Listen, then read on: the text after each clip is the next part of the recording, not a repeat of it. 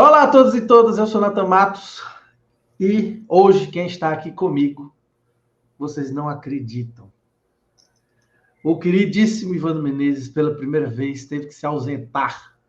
Vocês acreditam? Quem está vendo no YouTube já sabe o que é, mas quem está só ouvindo, vocês estão vendo que a tia do Pavela voltou.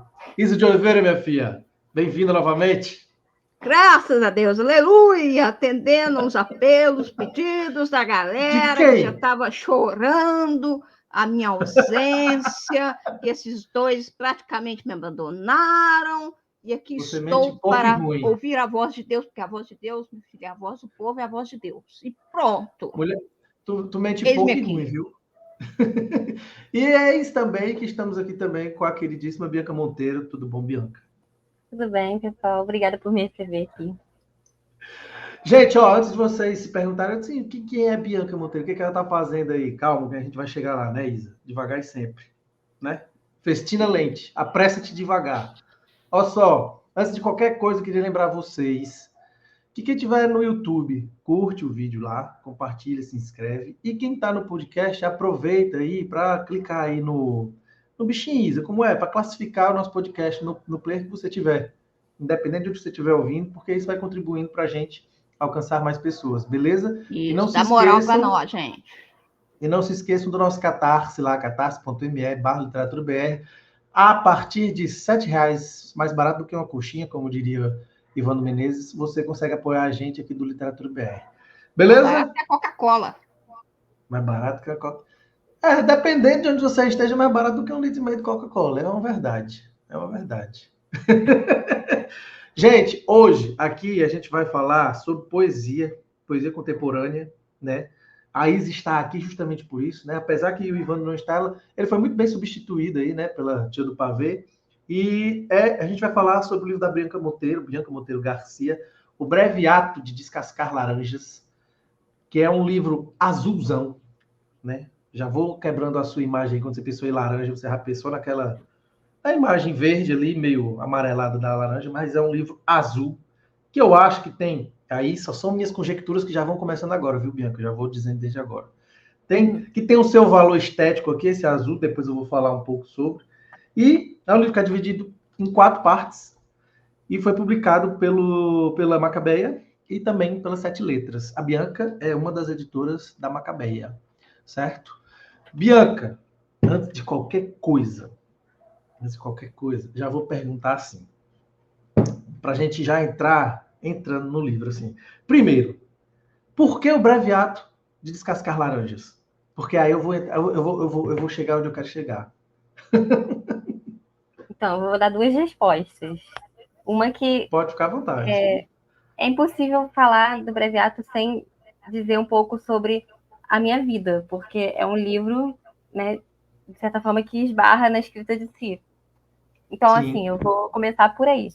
Breve Ato de Descascar Laranjas diz sobre uma pessoa sonâmbula, que era meu pai, e que descascava laranjas de madrugada. Tanto é que a gente tem um título, né, que é Descontinuidade de Mohorovic, que fala sobre essa pessoa descascando laranjas, esse ritual, né? Mas também fala sobre esse circuncindar, né, circular do ato de descascar e como a gente retoma aquilo que a gente largou, né? E retoma de novo. Porque o luto, ele é cíclico, né? O luto também não é uma coisa linear. Então, eu acho que tem um pouco daí também.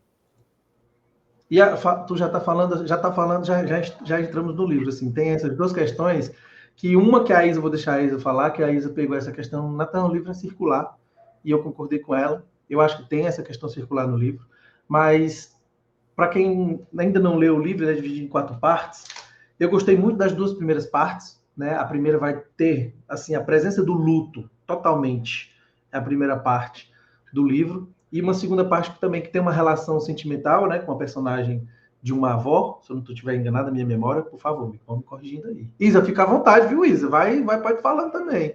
E assim, o que eu gostei muito, e porque, enfim, eu sou vendido da Euridice Fontella, não sei se você conhece a Euridice Fontella, né, uma poeta de São João da Boa Vista, que, enfim, não foi lida quando deveria, ainda acho que falta a gente ler muito dela. E tem uma coisa dela que eu gosto muito, que é os poemas da Euridice conversam bastante, sabe? E nos livros dela também tem essa questão circular, e eu gostei muito das duas primeiras partes. O livro como um todo, os poemas em si, eles vão conversando, mas os poemas, dentro das partes dos livros, eles conversam muito bem. Talvez as duas primeiras eu gostei mais, por conta disso, talvez o peso neles, e talvez também justamente por essas questões. A primeira do luto, né, que eu até falei para Isa assim, cara, é repetitivo, mas não é algo chato. Né? Porque assim, quando a gente tem o mesmo tema, né, Isa? Lembra que a gente comentou sobre isso? Quando é o mesmo tema e você fica monotemático, você está a um passo da mesmice, assim, de virar uma coisa. Até vou utilizar essa palavra que eu não gosto, de virar uma coisa ruim. E não vira, né? Eu acho que é muito bem pontuado. Eu estou atrás das minhas anotações aqui, porque eu li uma parte no PDF, eu li uma parte no livro impresso. E depois a gente tem uma terceira parte também, que queria falar depois sobre cada parte, se a gente puder falar um pouco sobre elas, assim, que tem muita Mas dedicatória antes de chegar também. Nessa Vamos falar terceira parte. Fale. Dessa terceira parte, que eu acho interessante que as duas primeiras partes, elas, para mim, elas são completas em si, né? Uhum. É como se fossem duas obras em uma. Uhum. Né? A primeira e a segunda parte, a terceira e a quarta. É como se as duas primeiras partes pudessem ser um livro também, né? Exatamente. Como se fosse, é isso que eu estou falando. Como se fossem dois livros em um só. Então, eu acho que seria... eu dividiria ela, assim, né? Se for pensar em estrutura, né? E a construção, igual o Nathan falou aí, né? Como é que é? Qual que é a palavra, Nathan? Você falou do círculo? A circular, né? Que a Bianca até comentou essa ideia. Exatamente, eu pensei num ciclo, né? Porque você começa de trás para frente, você começa com a morte, depois vem uma doença, depois você vem as recordações em vida de algum momento passado, vai voltando no tempo. Eu percebi ali um ciclo. E como todo ciclo tem fim, né? Ele é um ciclo fechado, então tem essa alegoria com a questão da laranja. Eu fiquei pensando muito nisso também, né? E a primeira parte, principalmente o título da primeira parte, me chamou muita atenção. E você falando aí, Bianca, dessa relação com o pai, né, que descascava a laranja, eu pensei muito, né, pela teoria do Morovich, né, dos abalos sísmicos ali, eu pensei no núcleo. Então, você vai ali, essa teoria geológica e tal, você vai no núcleo ali, né? A laranja tem muito essa ideia, né? É porque assim, gente, o livro é dividido em 4 partes, né? Tem a descontinuidade de Mohorovich, crosta, manto e núcleo, né? E aí é justamente isso, assim, a Isa faz... pelo que eu estou entendendo, Isa, pode... Bianca, fica à vontade de dizer, vocês estão falando tudo errado aí, estão falando besteira do meu livro aí, pelo amor de Deus. Nada, não tem errado. Primeiro a gente está colocando as coisas aqui, até porque a poeta tem mais que ouvir, né? Não tem muito o que dizer se está certo ou está errado, né? Mas, assim, a gente se coça, mas...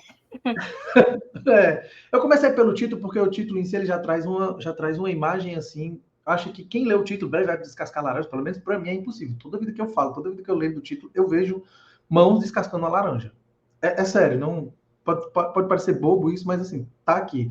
E é curioso também como os poemas, talvez mais ainda a primeira parte, a segunda, que me impactaram mais, assim, eu consegui ver muito. Foram poemas que me trouxeram muito, quase algo cinematográfico, algumas coisas, sabe assim? E eu gostei muito disso. E o que é curioso também é que eu gostei muito da estrutura que foi pensada, tanto por essa questão do breve ato de descascar laranjas. E aí a Isa está chamando a atenção que, tipo, a cada parte que a gente vai passando, a gente vai em busca de algo que talvez seja esse núcleo, né? E que a Isa comentou para mim que esse núcleo talvez seja o início de tudo. As loucuras que a gente vai viajando. Porque justamente por isso, porque como os poemas, eles conversam muito bem entre si, tanto dentro das partes. É porque eu gostei muito, por causa disso, da Euridice assim, tá, Bianca? Assim, você tem as 4 partes. Os poemas de cada parte conversam entre si. mas as 4 partes também conversam entre si muito bem, formando o livro. E eu acho isso assim muito bom, porque demanda um ato de estruturação e de organização por parte de quem escreve, que eu admiro muito. E aí eu queria a pergunta, mas você fica à vontade também de levar para outro canto, se você quiser, assim, foi difícil pensar nessa estrutura ou foi algo natural nesse sentido, assim? Ou você foi escrevendo os poemas de maneiras avulsas, mas pensando no livro, e depois você foi reorganizando eles? Ou você já tinha essas partes estruturadas, assim? Eu gosto muito disso. É uma pergunta que parece clichê, simples, mas assim, quando se fala de estrutura, de uma boa estrutura, eu sempre tenho muita curiosidade de poder saber. Até porque Euripides, para mim, fazia isso perfeitamente, e você faz belíssimamente, e eu queria entender. Estou elogiando demais aqui, gente, mas é porque eu gostei muito do livro, tá? E eu estou sendo bem sério. Eu gostei muito das 2 primeiras partes. Então, essa pergunta de estruturação eu acho que não é chata, porque eu sou editora também, né? Então eu penso também em Sim. estrutura, você também é editor.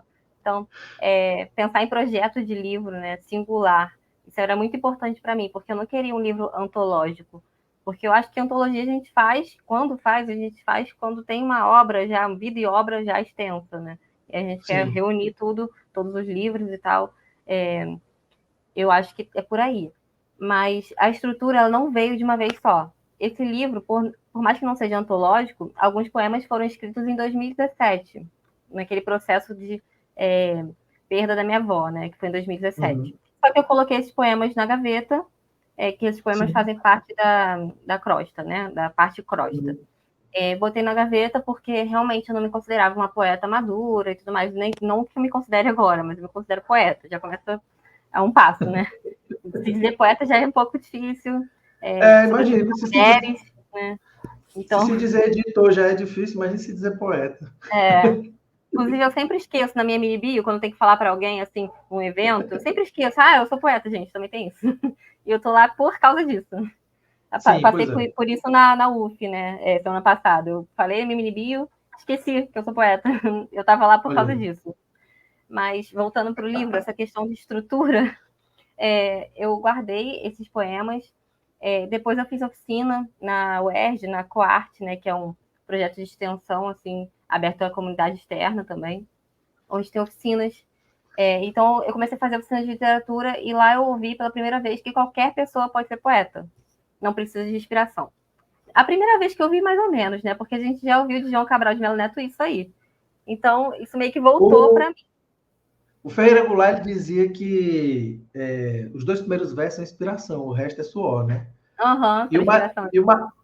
Mário Quintana tem outra coisa que o Mário Quintana tem uma coisa que eu adoro, que ele diz assim: todo mundo pode escrever um poema, mas nem todo mundo é poeta. É isso aí. Porque tanto é que rimar palavras é simples. Agora, construir um poema não é. Mas eu te cortei, porque tu falou, eu tinha que lembrar dessas 2 coisas que viu na minha mente. E aquela escritora polonesa que eu sempre tenho dificuldade de falar o nome, Wisława Szymborska. Eu não consigo falar o nome dela. É isso aí, mas é isso aí. Wisława. Ela fala que no Correio Literário, que é um livro publicado pela Iné, ela fala que todo bom escritor tem que ter uma lata de lixo do lado, né? E isso aí é verdade. Sim, sim. Isso é super verdade, assim, foi que eu me agarrei aí, porque eu coloquei esses poemas na gaveta e muita coisa eu joguei fora, muita coisa eu retomei de outra forma. A Isa falou de rima, eu já não vou por aí. Eu meio que, quando algum verso rima com outro, eu já fico assim, eu não gostei disso aí. Não que eu não goste de rima, eu gosto, né? Inclusive, a gente publicou na Macabeia. A rima seria um lugar comum, né? Eu acho rima uma coisa muito complicada, porque é muito fácil cair nos clichês. Muito fácil. Sim. Inclusive, a gente publicou a Leila Mícolis na Macabeia e o livro dela é com rimas, em Poetisa Todo Mundo Pisa. Mas é outro rolê, assim. É ótimo o livro dela. Não são rimas pobres, mas, assim, o meu já não é por aí. Então, quando eu fazia uma rima desproposital, eu falava, não, preciso encaixar outra palavra aqui para que isso não aconteça. Porque a rima se transforma em eco, né? Se você também não colocar da forma que você acha melhor estruturar ali, falando em estrutura de novo, né? Sim. E aí eu pensei, na estrutura desse livro, ela foi acontecendo organicamente. Eu sabia que o livro tinha que ter o nome de laranja em algum momento. até a editora do livro deu a ideia de Laranja Terra, e ela fez quase uma tese de doutorado para defender Laranja Terra, assim. Eu falei, cara, não, eu não sei, porque eu não gostava de Breviário de Descascar Laranjas. Eu acho que Laranja Terra faz uma coisa que nossa, Euridice é minha vida mesmo. Laranja Terra eu acho que distancia muito. Uhum. Eu acho que distancia muito, assim. Faria sentido, mas o Breviário de Descascar Laranja, eu acho que quando você lê o livro, esse título é muito bom. Eu acho que casa. E quando eu cheguei a esse título, eu não conseguia mais sair dele, mas ao mesmo tempo eu também não estava aceitando esse título, porque ele faz uma gagueira, né? Assim, descascar, mas ele ao mesmo tempo ele retoma, né? A sílaba. Sim. E isso é legal de retomar, porque tem a ver com o livro de retomar o tempo inteiro. Eu acho que, mas se você pensar também, retoma o ato de descascar. Uhum. Porque você repete o ato, né? Descascar, né? Isso, então justamente assim, essas coisas que a gente vai encontrando às vezes, que parece, tá pegando o significado forçado para sustentar, mas eu acho que essas coisas quando acontecem assim, eu acho que casa muito, entendeu? Por exemplo, Laranja Terra, eu acho que não, eu acho que perderia, para mim perderia. Sim. Uma certa coerência com o resto. Esse detalhe da questão da laranja da terra também, eu acho que remeteria um pouco a uma questão do doce, do sabor. A diferença da terra com a da pera-rio, por exemplo, a gente sabe pela pera-rio é mais azeda. A da terra, logo alguém já sabe que ela é mais docinha. Mas então, eu acho que quando você deixa só ela de forma assim, mais genérica, você deixa ela mais assim, fluir a ideia da laranja em si, independente do, né, se ela é ou não mais doce ou azeda. Sim. Isso aí fica, você não entrega tanto, fica para o leitor descobrir ao longo da leitura. Mas eu acho que você fez bem em manter o título. Eu fui teimosa. Porque essa era uma preocupação minha, né? Eu, enquanto editora, eu sabia que autoras são teimosas, autoras e autores, mas autora, no caso, eu trabalho com autora. E aí eu sabia, eu falava assim, eu não vou ser uma autora teimosa, falava, mas eu fui muito. Mas não tem como. Não tem como. Quando eu acho Ainda mais pela editora, né? Você acaba editando seu próprio livro junto com a editora fica, peraí. Aí eu acho que tem que confiar muito na pessoa que está do outro lado e tentar realmente ser. É melhor ser a pessoa chata enquanto poeta, né? Enquanto quem escreve, assim. Mas chato no sentido de ser essa teimosa que está dizendo, assim. Sim, mas ao mesmo tempo tem que dosar essa teimosia, porque eu acho que é importante a gente ouvir também o lado da editora. Sim. E isso era eu sabia que ia ter um desafio nisso, né? Mesmo até porque você, enquanto editora, sabe que muitas vezes a gente consegue enxergar algo que quem cria não enxerga. E às vezes até essa maneira de defender alguma coisa, né, como você fez, às vezes ela acaba sendo. A defesa de quem escreve acaba sendo raquítica nesse sentido de defender. Não, tem que ser assim, tem que ser assado, mas o editor ou a editora está ali dizendo: olha, como você disse, escrever, enfim, às vezes a gente consegue ver algo além, né? Mas enfim. Travou aqui. Aí também, travou. Mas quando o Natan tenta retomar ali, mas essa questão do título, ela acaba despertando essa curiosidade, né? De como, por que descascar laranja? O que tem ali, né? Desse ato. E eu acho interessante porque o título ele serviu muito como uma alegoria. Eu percebi isso, assim, quando você vai ler na obra, você vai buscando, tentando entender o que é esse ato de descascar laranja, aonde que está isso, tentando encaixar as peças ali do quebra-cabeça. Isso eu achei muito curioso. E é um título não óbvio, mas o ato em si é aquela coisa do ordinário que ninguém dá importância, e ali você faz um foco ali, um close ali naquele detalhe, naquele momento, e cria toda uma situação, toda uma narrativa em torno daquilo. Eu acho isso muito interessante. Sim, essa coisa do ordinário que você falou é bem interessante, porque quando a gente perde uma pessoa, pelo menos para mim a experiência foi assim, e eu lendo muito sobre luto, eu percebo como isso é corriqueiro, é que a gente pensa assim, como assim a vida continua? Como assim as pessoas estão indo no mercado? Como assim as pessoas estão vivendo as suas vidas? A vida continua mesmo. A Terra não para de girar, né? Então, eu acho que foi por aí também, esse título, essas camadas, tentando desvendar como a Terra continua a girar se o meu eixo parou, sabe? É uma visão meio Eu me egocêntrica. pergunto muito isso, sabe? Assim, mas aí é que tá, será que é egocêntrico? Não, eu não sei, assim, porque felizmente, né, até o momento, 39 anos, eu nunca perdi ninguém que fosse tão próximo. Perdi, na verdade. Mas é justamente isso. Eu acho que é um pensamento que é recorrente para todo mundo, né? E aí, eu não sei se é egocêntrico, porque às vezes eu fico pensando assim, se o mundo parasse sempre que alguém morresse, para onde é que a gente ia, né? Tudo colapsava, né? Mas também colapsava porque a gente não, talvez porque a gente vive de uma maneira em que, eu não sei, eu fico nessa noia, assim, às vezes, assim, do nada eu fico pensando sobre isso, assim, sobre essas coisas. Porque eu tenho uma questão com a morte muito que vai além dos meus Distante? horizontes. É distante e muito próximo, né? Eu tenho medo de morrer. Eu tenho medo de morrer. Então, Quando assim, a Bianca eu penso. falou que se tratava dessa relação, né, com a morte do pai, essa questão, eu fiquei pensando assim, então, aí ela falou da questão do livro, né? Eu fiquei nessa relação e eu fiquei pensando assim, o livro foi esse processo do luto, é isso que eu queria saber dela, foi a Bem construção, lembrado, a Isa. narrativa foi vivenciar esse processo do luto, que Eu hoje só se me fiz fala muito disso, né? eu só me fiz essa pergunta, e também depois eu quero falar sobre os paratextos, porque eu li o pós-fácil. Eu fiquei até sem querer ler para vir para cá, mas eu li o pós-fácil, porque eu gosto de ler o livro, eu não gosto muito de ler os paratextos.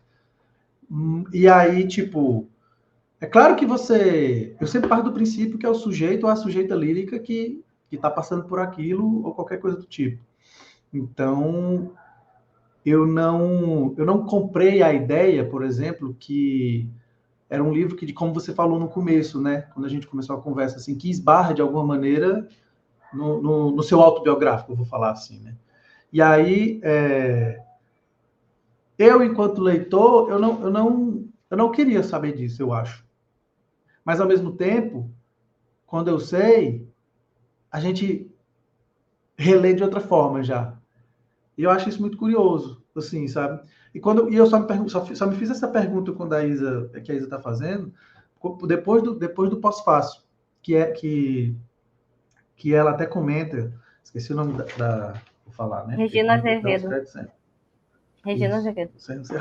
Você sabe decorado. Quando a Regina comenta, e ela até fala assim, algo do tipo que dá a entender, talvez eu nem deveria, não é confundir, mas querer um pouco mesclar a, a Bianca e a poeta Bianca, porque para mim há uma diferença, né? Aquela questão da mediunidade, digamos assim, que se fala na literatura, que o poeta, né, ou a poeta é essa coisa médium de nós mesmos, né?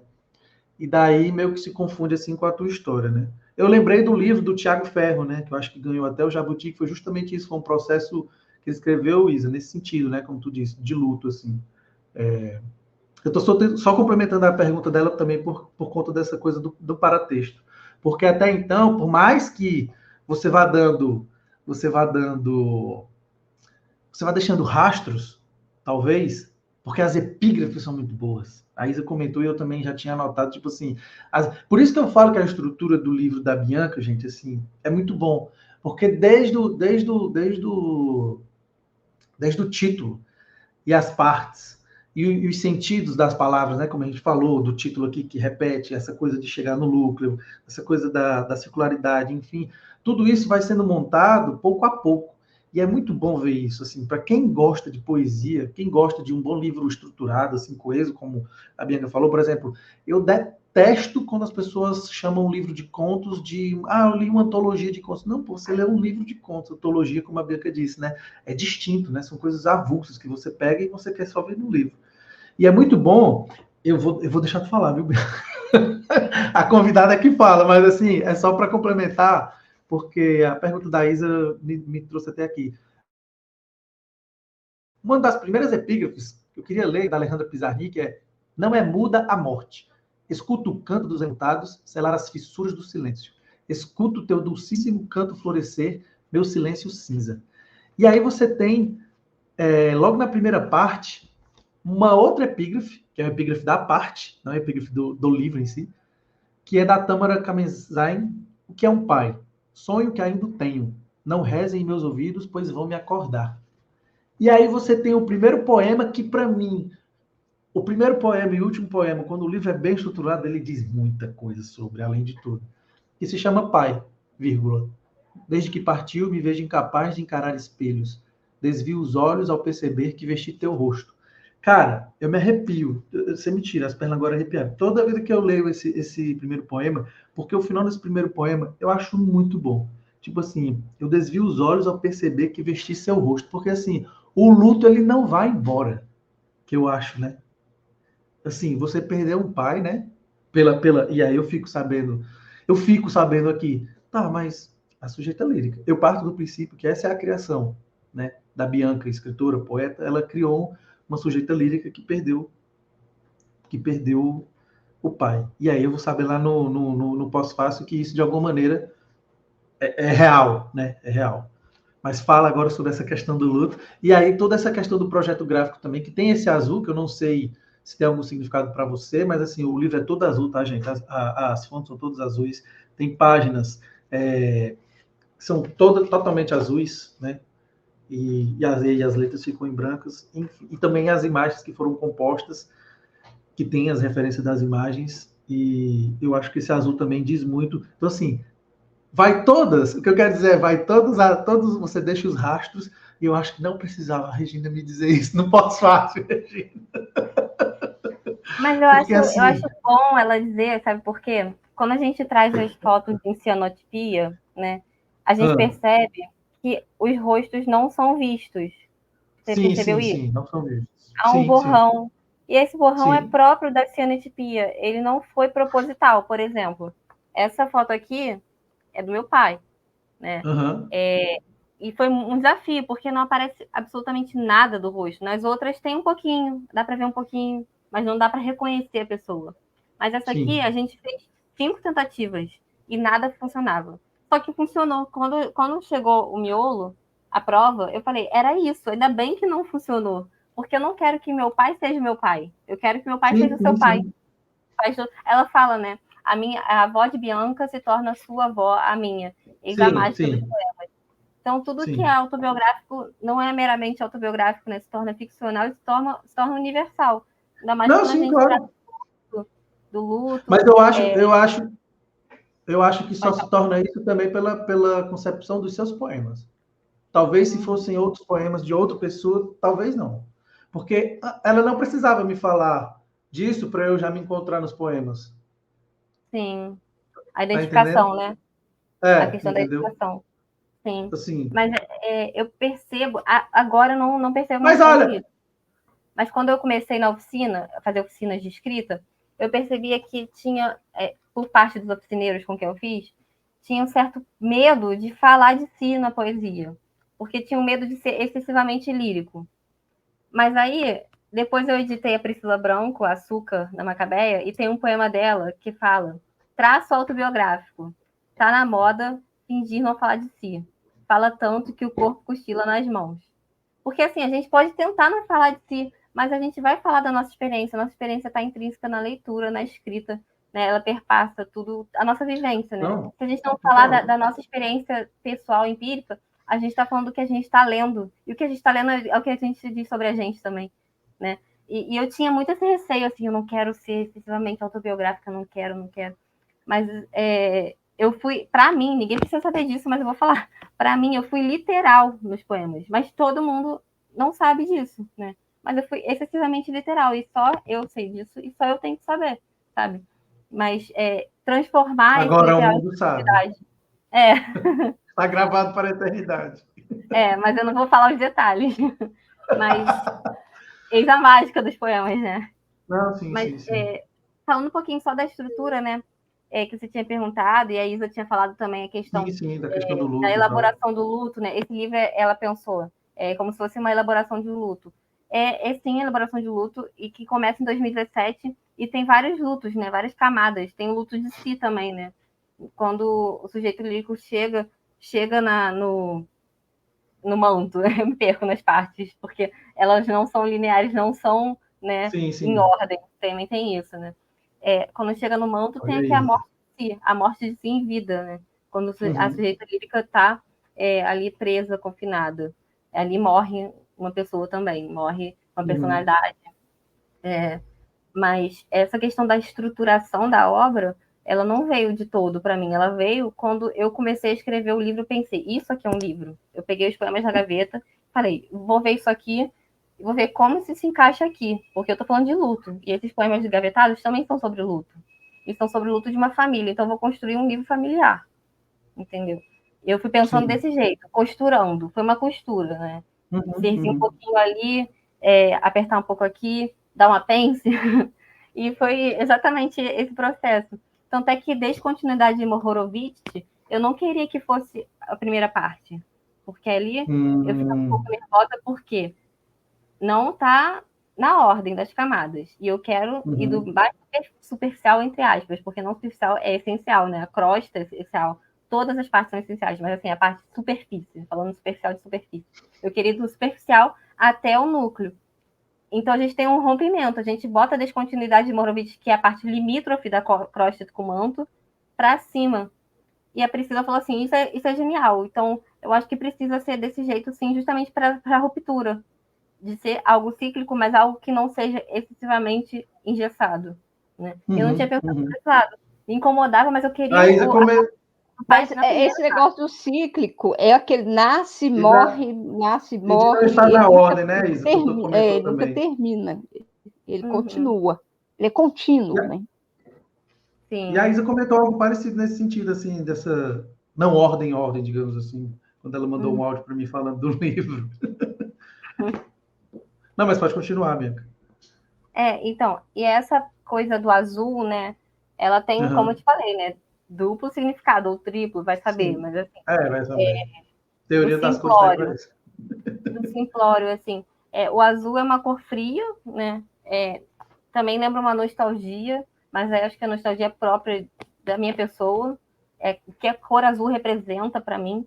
Mas esse sujeito esbarra, esse meu sujeito que representa essa cor azul no meu íntimo, também esbarra aqui no livro, quando a gente vê que é um livro sobre luto, sobre loucura. Quando a gente pega a parte da crosta, a gente se depara com uma epígrafe que diz, da Maura Lopes Cansado, uma cidade triste de uniformes azuis e jalecos brancos, e a gente vê que muda a predominância das páginas, né? Não à toa, porque a maioria do hospital psiquiátrico são os uniformes azuis, eles estão em maioria, ainda que não sejam em sua voz a maioria, porque a voz está nos jalecos brancos. Sim. Mas eu quis fazer essa inversão justamente para tentar a resistência, né? Aquela resistência ali do sujeito, do movimento instituinte contra a instituição. Então, o azul tinha que ser para mim. Mas a gente sabe, você, Natan, sabe, principalmente porque você é editor, quanto custa um livro colorido. E seria barato. Cara. Não, mas eu gostei. Quando... E no couchê ainda, brilhante. Pelo que eu tô vendo. Não é couchê, não. É porque o papel ele absorve a tinta, aí ele fica com esse reflexo. Mas é porque eu vendo aqui, porque eu li no e-book, aí... Não, parece mesmo. Dessa sensação de revista, né? Pois é, mas não é porque a luz bate, mas é porque o papel, ele... Se fosse bold, né, o antigo bold, que tem bem pouco agora no mercado, quase nada, aí você ia ver umas rachuras meio esbranquiçadas, mas como é um papel mais liso, fica assim. Não, mas eu gostei muito assim do azul, que eu acho que ficou muito bom dentro do livro. Querendo ou não, acho que tem um vermelho lá naquele poema. Acho que é na terceira parte, Esse né? vermelho é a tarja, né, não? Uhum. Não, Um mas enfim, remédio? só Isso. porque marca, é a Ah, única coisa diferente que tem assim no livro, né? E essa coisa exatamente. E essa coisa das epígrafes eu gostei muito também, porque elas vão dialogando muito bem, assim, dentro do... Essa coisa do paratexto, Bianca, também pode ser só uma... Hum. É só... Regina, por favor, se você estiver ouvindo, é só uma birra minha. é coisa de editor, gente. Enquanto leitor, eu sou muito alencarino, aprendi com Alencar o José de Alencar, que primeiro fala o ou a poeta, depois fala quem quiser falar. Então, assim, eu, Natan, enquanto editor, por exemplo, eu não gosto de apresentação. Exceto, você também, enquanto editora, Bianca, você sabe que há livros e livros, né? E a gente nunca pode dizer nunca, né? É claro, Uhum. óbvio. Mas se eu puder tirar, eu tiro. E também faço também, é só se for muito necessário. Mas os textos que estão no teu livro como é que chamam? Eu só li depois, porque eu também não li o paratexto antes, assim, Uhum. nem texto de orelha eu leio antes. E é como eu gosto até de escolher filme, eu gosto de filme por indicação, ou então até livro. Natan, lê esse livro. O que é? Não sei. Se é bom, leia. Eu acho que é assim que tem que ser. A vida Uhum. acontece. A vida não acontece todos os dias, então eu quero que as minhas leituras sejam um pouco disso. Sim. Mas eu acho que essa questão do luto que a Isa falou, eu acho que talvez, e aí é quando a gente vai se encontrando nesses reflexos, nesses espelhos que a vida vai montando na gente, é justamente por isso. Por eu ter essa relação de medo, talvez da morte, que é uma coisa pessoal, e eu ficar pensando nela, né, nessa coisa. Por isso que quando você falou assim, o que é egocêntrico, eu não sei se egocêntrico seria a palavra, porque eu acho que todo mundo sente isso. Assim, tipo assim, eu acho que o mundo tinha que parar, pô, né? Quando alguém morre assim. E ao mesmo tempo, as duas partes elas têm muito isso, né? E é como aquela coisa que você falou, por exemplo, que a Regina fala, né? A sua avó da sujeita lírica. Não vou dizer que é a sua avó, não, é da sujeita lírica. Mas também, né, que é a sua avó, e cria essa relação, né? Por exemplo, das 4 avô e avó que eu tinha, a relação com a minha avó materna era que eu era, digamos assim, mais próximo. Então, querendo ou não, você rememora alguma coisa. E eu acho que por isso essas duas partes talvez foram mais próximas a mim, né? E aí eu gostar muito mais dessas duas partes. E é bom como as coisas vão sendo permeadas, porque como você falou, né? Tem uma parte também ali que lida com essa questão da loucura, talvez, né? E é curioso assim, né? Tá curioso talvez não seja a melhor palavra, mas é muito bom perceber como os poemas se modificam das duas primeiras partes para a terceira, por exemplo. Porque tem tudo a ver a modificação. Ou não tem, Isa de Oliveira? Você está muito calada. Tá muda, É porque mulher. eu tô aqui revendo essa epígrafe dela aqui da a Alejandra Pizarnik, a Sim, Relicária, inclusive, publica publica. muito. Não é muda a morte, escuta o canto dos enlutados selar as fisuras do silêncio. Escuto teu dulcíssimo canto florescer, meu silêncio cinza. Eu fico percebendo, né? Muda a morte, escuto, você escuta algo mudo, o silêncio, você escuta o silêncio, o canto, um canto em meio a um silêncio, Mas por isso que é muito dos bom, porque. enlutados. E fissuras, essas fissuras como uma separação, um rompimento, romper esse silêncio. Como que dialoga tanto com a obra como um todo, né? Mas não é isso que eu E, digo. É incrível e aí, como as mesmo coisas são bem pensadas. dessa epígrafe, não assim, se o leitor não ler o todo e fazer essa associação, ele não vai conseguir perceber isso. Essa questão dessa alegoria do núcleo do Mohorovic e tentar fazer essa construção desse processo. Mas eu acho que. Mas eu já acho que entre aspas, né? É fácil justamente porque está bem estruturado, eu acho, né? Mas aí pode ser uma percepção só minha, né? Porque Mas assim, nós, enquanto já leitores de poesia, é fácil. Ó, mas vai pegar para uma pessoa que vai pegar assim na primeira vez assim, caramba, tô entendendo nada. Para onde está indo? O que uma laranja tem a ver com essa história toda? É não, que o assim, leitor de poesia é um detetive, né? Exatamente. exatamente. Mas é curioso, assim, eu digo que é fácil porque, assim, do meu ponto de vista, e aí eu acho que eu voltei a Euripides, eu só volto a Euripides quando eu realmente vejo que quando o livro de alguém que é perceptível, assim. Porque eu fiquei com ela 5 anos na minha vida, né? E tudo fazia sentido, assim, o título, as partes, os poemas, esses diálogos que as portas vão tomando, eu acho tudo muito difícil de ser feito. Eu não acho fácil de ser feito. Por mais que os poemas foram, como você falou, né, Bianca? Os poemas foram tirados da gaveta, mas eu não usei todos. Eu fui ver o que de alguma maneira eu escrevi lá atrás desses poemas. Muitos foram pro lixo. Ainda bem. Não, e só a parte da crosta que foi assim tirada da gaveta.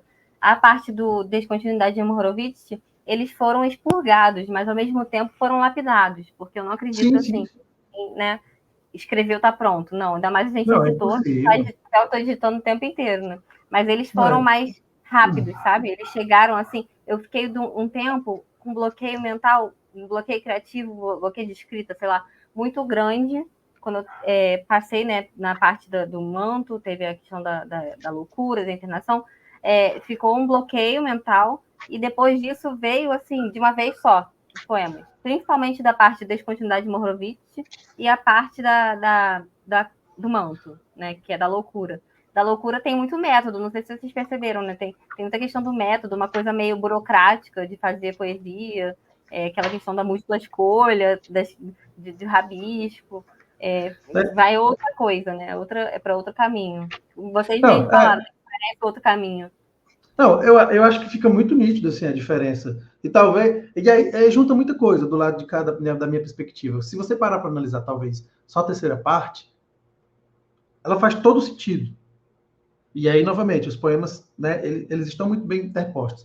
Só que eu via numa leitura das duas primeiras partes, eu chego na terceira e digo, eu não quero essa terceira parte na minha vida agora. Bianca, você não precisava ter colocado essa terceira parte aqui, porque eu não quero a loucura agora, eu estou sofrendo luto. A minha memória está me trazendo coisas afetivas, eu não quero entrar nesse redemoinho, vou dizer assim, vou utilizar essa palavra que eu nem gosto. Deixa eu só fazer um adendo aqui, Natan. Fala, mulher.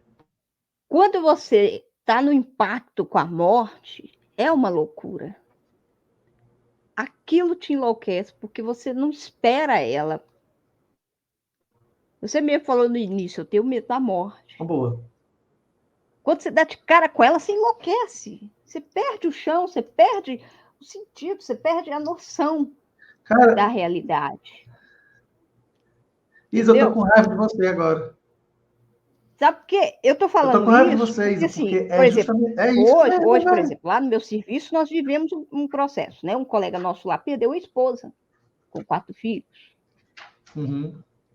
Uma esposa nova, praticamente quase a minha idade, 41 anos. Olha a situação dessa família, dessas crianças, uma morte assim não esperada. Olha a loucura que é isso. Não, total. E uma coisa que o pai da poeta e o pai do sujeito lírico morreu com um relógio parado no bolso da calça. Eu acho isso muito simbólico. Né? Um relógio parado no bolso da calça. E isso fica rondando na minha cabeça até hoje. E aí, quando eu leio Natália Timmerman, quando ela fala As Pequenas Chances, ela fala do tempo parado no relógio do pai. E aí você vê como o luto é universal, como o luto é singular e é universal. Porque ela traz o relógio e é uma coisa. O parou relógio de é uma coisa funcionar? específica. O relógio é uma coisa específica, né? Não é assim, o luto, a perda, é o relógio parado. O meu relógio parado, o relógio parado da poeta, o relógio parado da Natália Timmerman e daquela que escreve. Então, isso foi só um exemplo. Quando eu trago, assim, os quadrinhos de H em Companhias Cobras de Veríssimo, na estante, ela também traz os livros que ela deixou para o pai na estante quando ela vai visitar a casa. E é outra coisa muito específica, entendeu? Então, o luto, ele tem sua singularidade, mas ele é universal, e a gente encontra a universalidade do luto em coisas que a gente pensa que são singulares, né? Você me lembrou esse negócio do relógio? Eu não sei se o relógio dele era desses relógios antigos do Oriente, que diziam, meus antepassados, que era um relógio que funcionava à base da temperatura do corpo. Então, se parasse, não funcionaria. Eu tenho 2 dos meus avós que não funcionam mais. E eram da mesma linha, e da mesma época. E realmente, se eu botar no braço, ele volta a funcionar. Nossa, muito interessante. Agora, se eu tiro, ele para. Esse detalhe aí também tocou no meu luto, na minha história pessoal. Assim, que foi uma herança que eu recebi. Né? E aqui você fala aqui no pai, vestir seu rosto, a semelhança, a herança. E como diria... Com o tempo, né? Que vai passando com o tempo. E o relógio é o tempo. Ele não deveria parar, ele deveria ser contínuo, né? Mas em algum momento ele parou. Parou para ele, parou para você. Só a Terra não parou. Exatamente. E como diria a poeta Bianca Monteiro, no poema Uma Casa Sólida de Cimento, muita coisa morre quando morre uma pessoa. Esse verso é tão bom. Assim, é triste pra caramba, mas eu tô rindo porque é muito bom, é muito bonito. E é simples, né? Muita coisa morre quando morre uma pessoa, Isa. Então, até o relógio morre. Mas eu tô com raiva de você, viu, Isa? Porque você linkou o luto com a loucura com um movimento de espanto, que até agora eu tô aqui pensando sobre. Porque é justamente isso mesmo. E o esquecimento, né, também. A Martha Alckmin, ela fala no prefácio que é uma luta contra o esquecimento. E essa luta contra o esquecimento, ela esbarra na loucura, né? O fragmentado. Isso que eu imagino que seja uma luta. E eu imagino também que seja uma luta cíclica. Porque eu imagino, por exemplo, eu não perdi mãe, não perdi pai, não perdi irmão, irmã, você perdeu, né? E não sei, mas assim, talvez o luto seja... Esse esquecimento, ele não vai acontecer, né? Quando você achar que esqueceu, na verdade você não esqueceu, porque ele nunca foi, ele tá ali, né? Foi só um suspiro, talvez. Sim. Ao mesmo tempo, né, nesses tempos que a gente vive agora, tudo é esquecido. A Ana Elisa Ribeiro fala, né? Ela tem um livro maravilhoso que se chama Álbum, que foi uma inspiração enorme para mim para escrever o meu livro, que ela fala: guardávamos fotos, pessoas, eventos. Hoje tudo pode, né, ser esquecido. Alguma coisa assim. Fala do digital, né? Sim, isso, total. A gente está guardando tudo na nuvem, mas a nuvem fica imensa e pesada, que a gente não consegue se encontrar mais, e ao mesmo tempo a gente perde muito.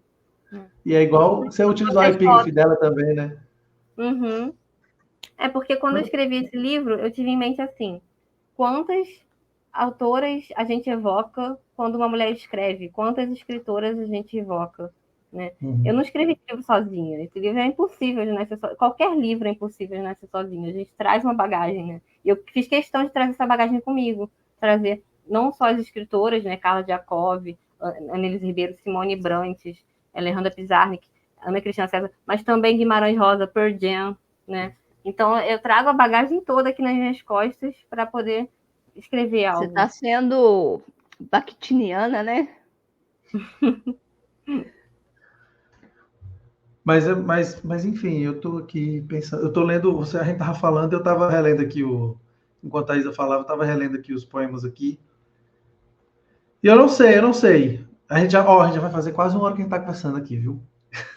Eu creio que ia ser rápido, mas a gente está quase 1 hora. Eu ia até perguntar, Bianca, não sei se é forçar demais a barra, se você não quer ler um poema.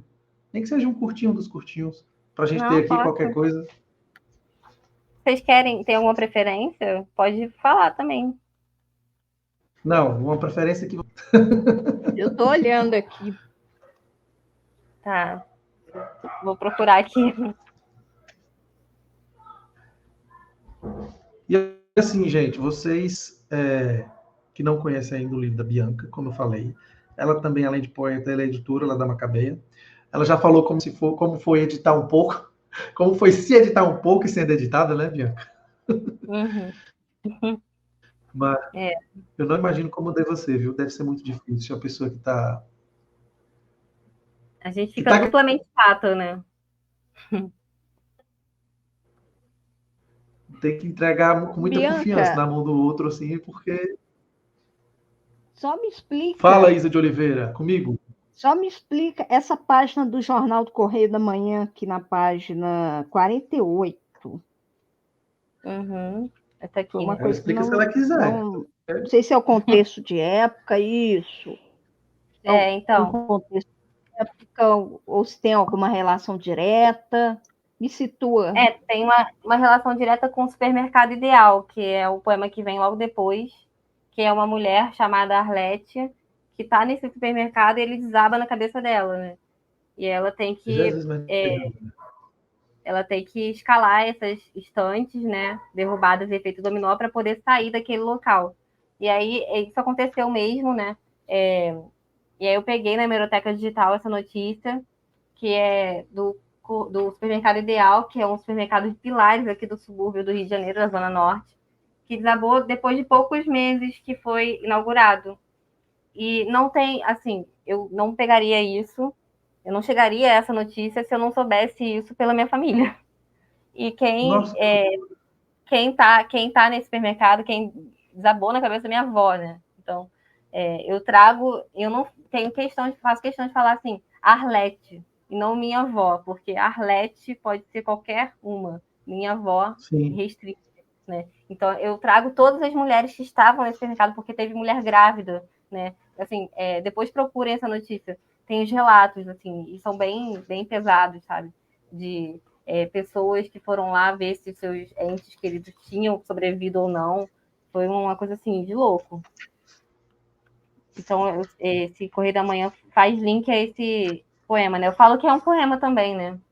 Essa imagem aqui também funciona como um poema se a gente pescar algumas coisas aqui. É como eu falei, os rastros todos estão aí, Isa de Oliveira.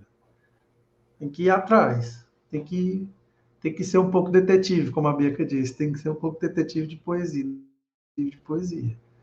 Não Eu pode escolhi ficar aqui o perguntando a quem poema. escreveu, não, Isa, para ter a resposta fácil. Como é que é? Vai lá, então. Tô dizendo, não pode ficar perguntando a quem escreveu a resposta, não. Você teve a resposta muito fácil da página 48. Dava para ter sofrido um pouquinho mais você, se perguntar a ela.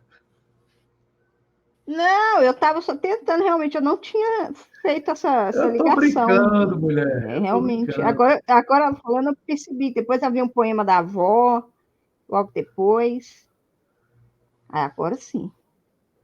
Pois não, vamos deixar a Bianca ler aí qualquer coisa para eu Eu fiquei poder... muito presa na primeira e na segunda parte, aí as outras partes eu acabei meio que Vou lá. desconectando. Vai lá, Bianca. After Sun. O mesmo céu infestado de corvos e garças, o terror de queimar um prédio em erupção nos arranca a pedra da loucura.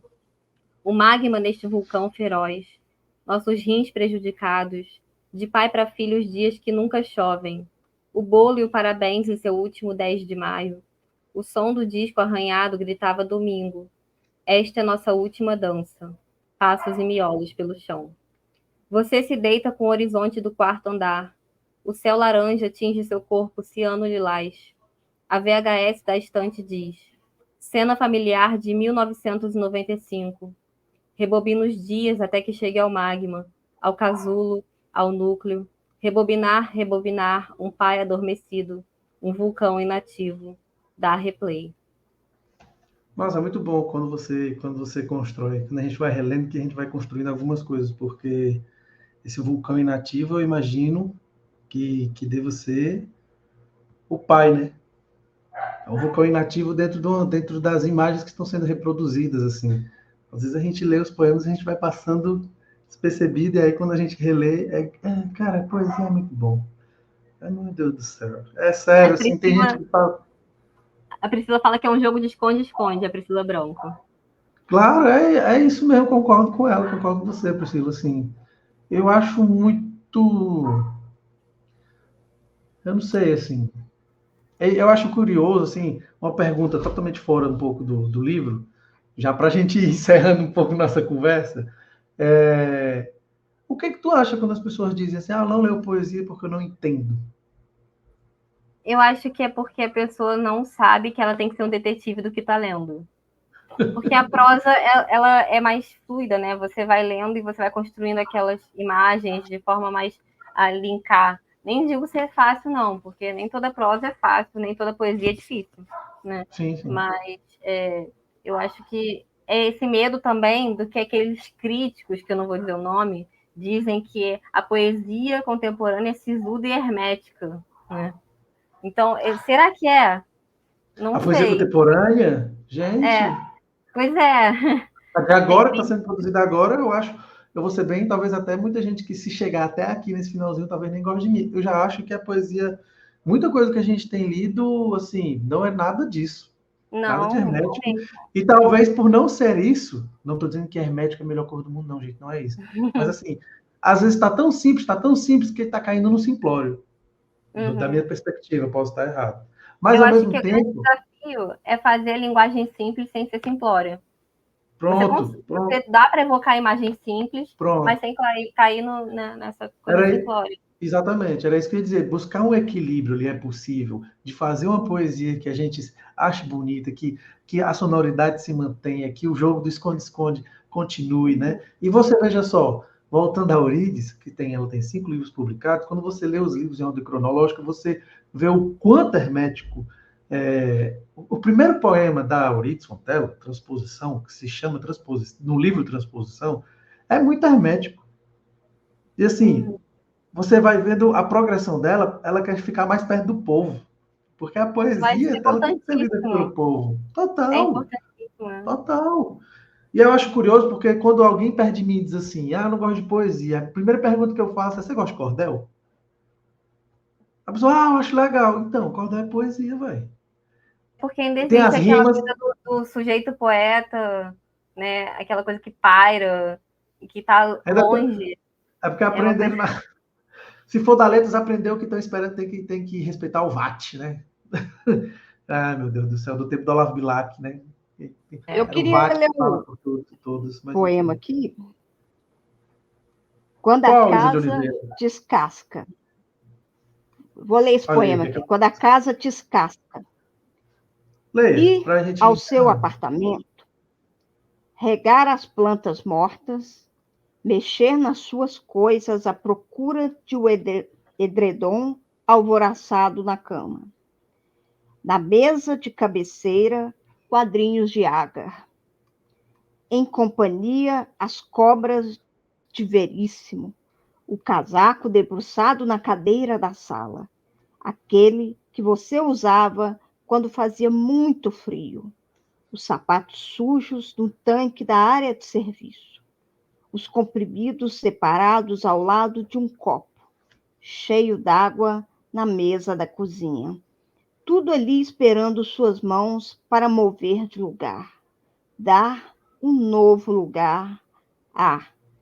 As coisas se enganam o tempo inteiro. Não só as coisas. Eu, que nesses dias nublados preciso anotar protocolos. Por favor, mencione o nome do sinistrado no campo abaixo.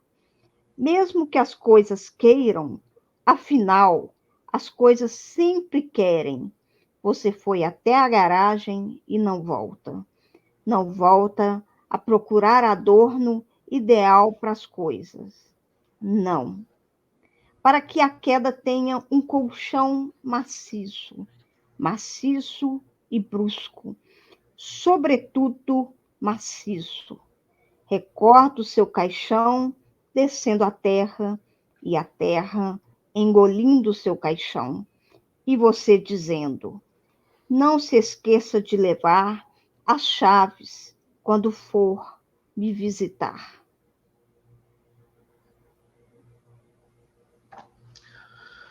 Linda Não se leitura. esqueça de levar as chaves. Me lembrou Drummond, se não me engano. É porque, como ela disse, as experiências ela veio trazendo. Se tem alguma coisa de Drummond na cabeça dela, só ela sabe. Tem um WhatsApp. Tem tudo que é possível, né, Bianca? Mas, enfim. Bianca, tu quer falar mais alguma coisa do livro que a gente não falou? Tipo assim, ó, vocês não falaram disso aqui, eu queria falar disso aqui. Não sei, assim, vocês falaram que gostaram mais da primeira e segunda parte, eu escolhi um poema da primeira e da segunda. De repente eu queria ler, assim, um poema da terceira ou da quarta. Sim, por Se vocês favor. quiserem, vocês podem sugerir também qual que eu leio, ou vocês querem que eu leia qualquer um. Eu acho que o que. Qual que é o Eu que gostei. cita laranja? Eu estava procurando ele aqui, não estou achando. É Descontinuidade de Mohorovic. Eu posso ler esse. Eu gostei daquele do Lê Caronte, pra mas gente. também não sei se ele é um pouco grande, assim. É, E tem o que vem logo em seguida, né? Que é o do simulacro e simulações, eu acho. Também gostei. Da, uhum, da... pode ser. Simulacro e simulação. O amor também está em desenhar coelhos e patos com a sombra das mãos, na madrugada mais fria do ano. O teto aceso por um vagalume e os edredões intactos enquanto os dedos dançam sob a pele. Tem um quê de solidão tão grande esse poema. E Eu tem gosto logo dessas depois coisas. Não, pois é. Ainda está ilustrado, entre aspas, assim, né? Eu fiquei até tentando replicar, né? Mas é um livro. O que eu vou falar agora não é para quem está ouvindo também dizer assim, então eu não vou ler. É um livro triste, mas é um livro muito bom. Assim, Eu eu posso gostei ler o muito. Descontinuidade que a Isa falou? Por favor. Descontinuidade de Mohorovic. De madrugada, descascar laranja, ritual de sonâmbulo. Faca, prato, TV no volume mais baixo. Camadas da terra, como perdoá-las? Crosta, manto, núcleo. Setembro de 2004, TV ligada no mudo, futebol no pano de fundo. Descascar a laranja para a filha caçula gostar de ciências e passar de ano. Passar de ano.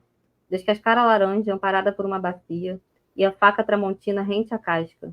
Explicar o movimento de rotação da Terra. Setembro de 2019. Sentado sozinho na mesa da sala, descascar laranjas de madrugada e, mesmo sonâmbulo, alinhar a faca à crosta, fazer o movimento de rotação da terra laranja, desmanchar o manto com apetite insone, cuspir o núcleo, fazer o último movimento de rotação com a laranja terra, inacabar o ano, não começar o próximo, nem o próximo, nem o próximo, pausar o movimento de rotação da laranja laranja, naquele átimo de segundo, suspiro breve, leve e sozinho, na garagem do prédio, dentro do carro recém-estacionado, último sopro, largar o prato, a casca, a faca, a casa, congelar em setembro de 2019, passar a laranja, a faca, o prato, a casa, o hábito, para quem cultiva a madrugada e permanece insone, descascando laranjas e descobrindo no Google não ter transformado a casca em vela, por ter descascado do jeito errado a vida toda. Gostou, Isa E Juliana? tem um jeito certo de Pois é. descascar laranja? Cara. Bem, gente.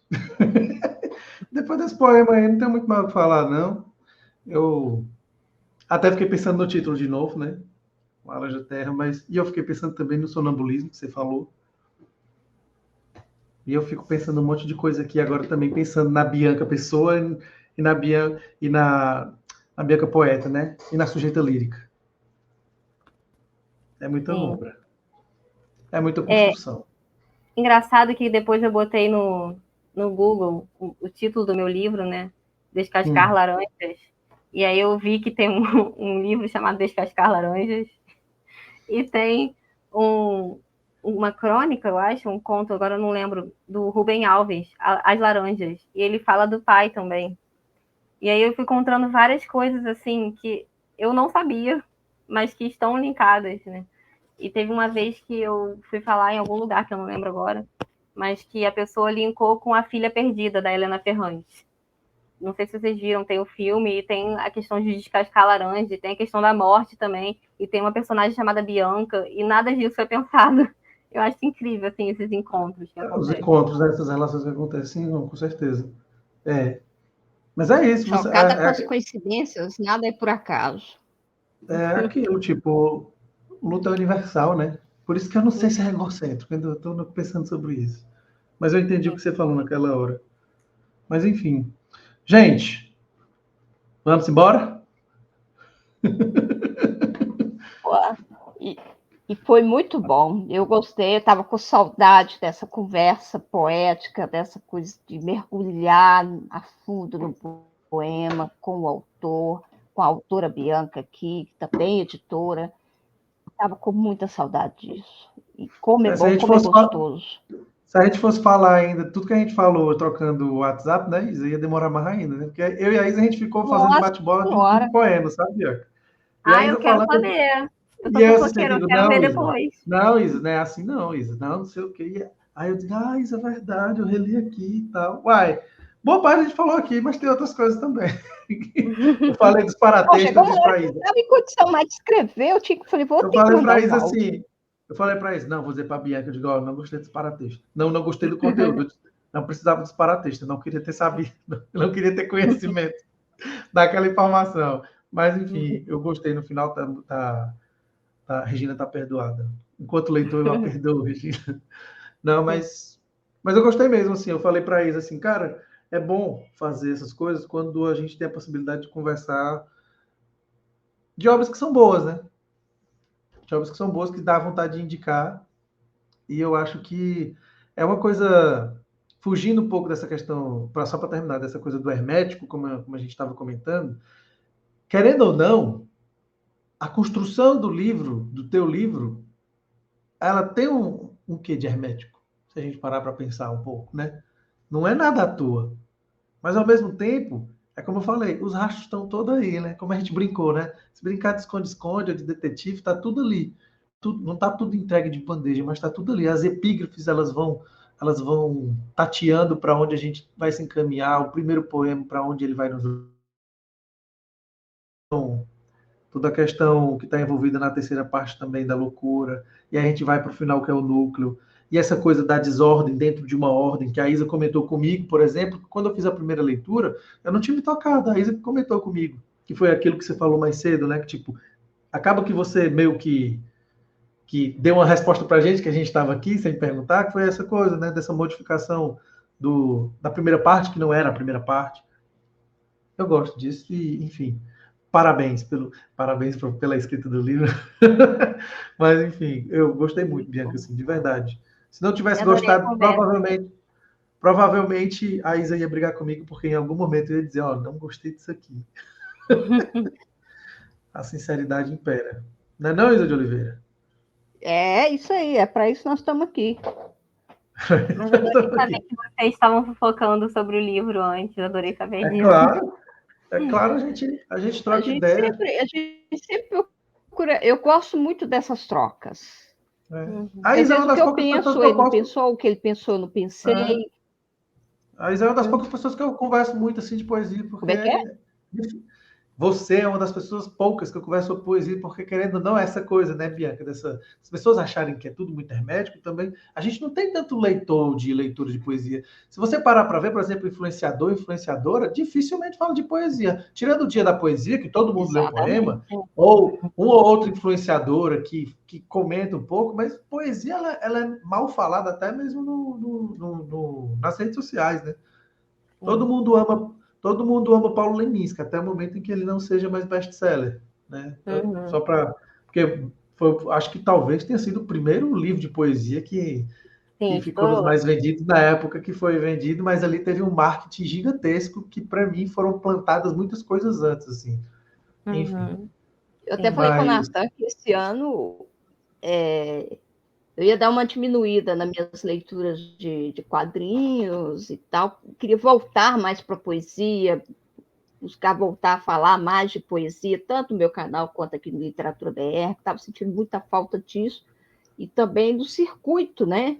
Como ele falou, pouca gente fala, e isso dá um vazio grande, e para nós que somos poetas, poesia é essência. Quando você não se lê, quando você não está lendo ou não está ouvindo, você se sente livre, um vazio. Então, eu estava sentindo muita falta, eu falei, não, eu vou focar esse ano em editoras de poesia, e aí eu falei, não, aí quando o Nathan falou assim, Isa, vamos discutir isso aqui, eu falei, agora, meu filho, na hora certa, é agora, eu tô para isso, é para isso que eu quero. Quem vê assim pensa que tá mentindo, mas é verdade, ela é empolgada desse jeito. O problema dele lá, porque senão, meu filho, a gente precisa de pessoas como vocês que dão a poesia. Falar mais de poesia. E fica aqui o convite já para você participar também lá do canal lá do Literatura BR, para a gente fazer um bate-papo lá para você falar agora enquanto editora, não enquanto poeta, para a gente falar da Macabea. Ai, vou adorar. Só marcar. Espero...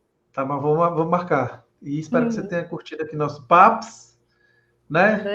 Adorei muito, gente. Foi muito E eu vou fazer igual aqueles programas de televisão. Indique um livro de poesia para que as pessoas possam ler além do seu. Um que você gosta, assim, só um.